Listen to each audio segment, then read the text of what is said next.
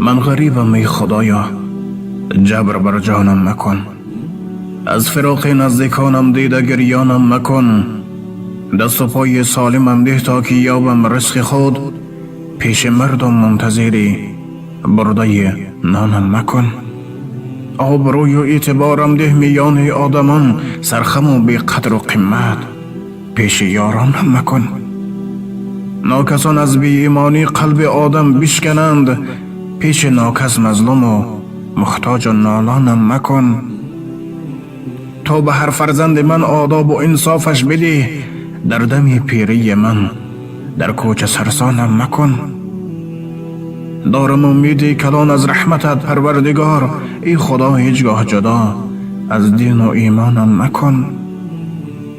من غریبم ای خدایا، جبر بر جانم مکن. از فراق نزدیکانم دیده گریانم مکن. دست و پای سالمم ده تا که یابم رزق خود. پیش مردم منتظری برده نانم مکن. الله تبارک و تعالی همه غریبان را در حفاظت خودش نگه داره و رزق حلال، ایمان پاک، اراده قوی و صحت و سلامت به نزد پدر و مادر، فرزند و همسر و خویش و اقرب رسیده آمدن را نصیب و روزی گردانه و از قصد نابکاران در حفاظتش نگه دارد.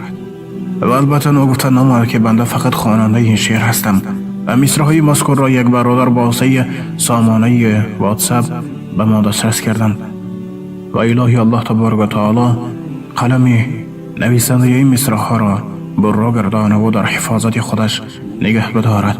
اللهم صل على سيدنا و نبینا محمد على جميع الانبیاء والمرسلین و على آله و صحبه اجمعین و آخر دعوانا الحمد لله رب العالمین. السلام علیکم و رحمت الله تعالی و برکاته. با احترام دوست و برادر شما، امید رحمت.